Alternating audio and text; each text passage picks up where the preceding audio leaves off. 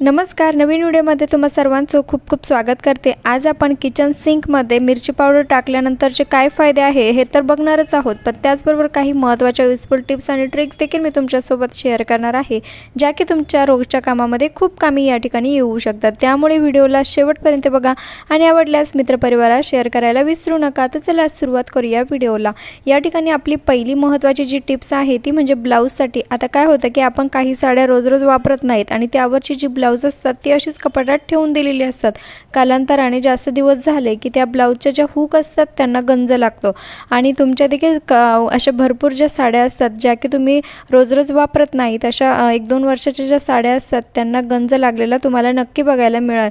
तर काय होतं की आपल्याला हे घालायला देखील ऑड वाटतं किंवा त्याचा गंज देखील काढणं खूप मुश्किल असतं। तर अशा वेळेस आपण एक ट्रिक वापरून या हा जो गंज लागलेला असतो हा गंज जो आहे तो घालवणार आहोत।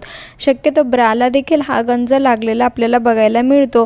तर त्यासाठी आपल्याला लागणार आहे कुठलीही नेलपेंट तुम्ही या ठिकाणी घेऊ शकता। आता जो ब्रा असतो तो आतमध्येच असतो, त्यामुळे याला कुठल्याही कलरची नेलपेंट तुम्ही लावू शकतात, परंतु जे आपलं ब्लाउज असतं त्याला हवं तर मॅचिंगची नेलपेंट तुम्ही लावा। परंतु नाही लावलं तरी काय अडचण नाही, कारण ज्या हुक असतात त्या आतमध्येच झाकलेल्या असतात, त्यामुळे इतकाही काही प्रॉब्लेम त्यामध्ये येत नाही। तुम्ही कलरची नेलपेंट घेतली तरीही चालेल आणि नसेल तुमच्याकडे कलरची नेलपेंट तरीही चालेल।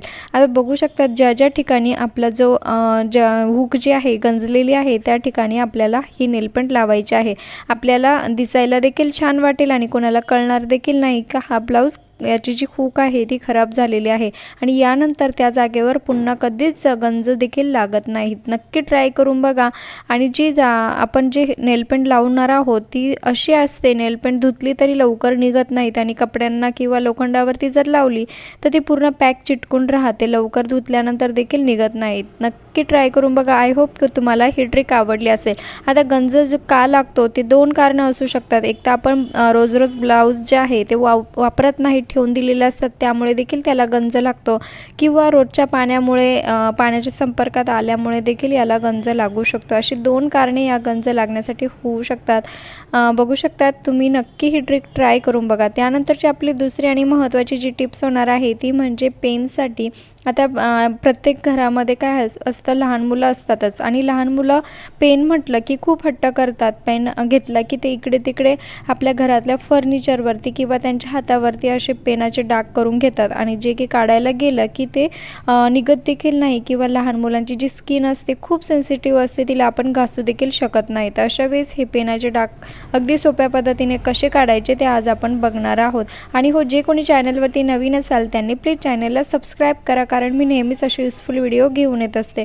बघू शकतात आता तुमच्या जर हातावरती जरी असे पेनाचे डाग असेल तरीही तुम्ही काढू शकतात, किंवा तुमच्या फर्निचरवरती कपाट, कॉट किंवा फ्रीज असे कुठेही तुमच्याकडे जर दरवाजा, भिंत कुठेही असे डाग जर पडलेले असेल तर तुम्ही अशा पद्धतीने ते काढू शकतात। बघू शकतात मी इथे कुठलाही तुमचा जो बॉडी स्प्रे असतो तो आपल्याला या जागेवरती मारून घ्यायचा आहे जिथे पेन लागलेला आहे तिथे, आणि कपड्यांनी तुम्हाला ते पुसून घ्यायचं आहे। रिझल्ट अगदी तुमच्या समोर आहे। बघू शकतात मी कुठलाही पाण्याचा थेंबही वापरला नाही किंवा घासलं देखील नाही, परंतु हे पेनाचे डाग किती पॅक असतात हे तुम्हाला वेगळं सांगण्याची गरज नाही आहे। बघू शकतात आपण अगदी सोप्या पद्धतीने हे पेनाचे डाग या ठिकाणी काढलेले आहे। त्यानंतरची आपली दुसरी आणि महत्त्वाची जी टिप्स होणार आहे ती बघूया। तर बघू शकतात या ठिकाणी आपल्याला एक वाटी घ्यायची आहे जी की आपण खाण्यापिण्यासाठी वापरत नाही, तर असली जुनी वाटी आपल्याला घ्यायची आहे।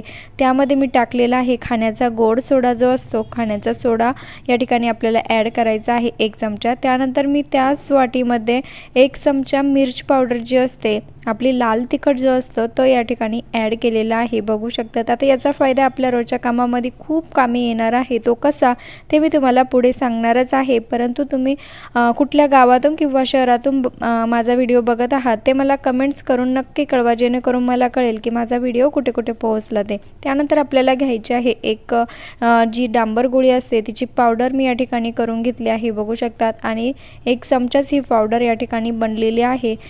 नॅपथॅलिन टॅबलेट आपण जिला बोलतो ती आपल्याला डांबर गोळी या ठिकाणी वापरायची आहे। आणि हे जे मिश्रण आहे यामध्ये कुठल्याही प्रकारचं पाणी आपल्याला मिक्स करायचं नाही आहे, असं कोरडंच हे मिश्रण राहू द्यायचं आहे।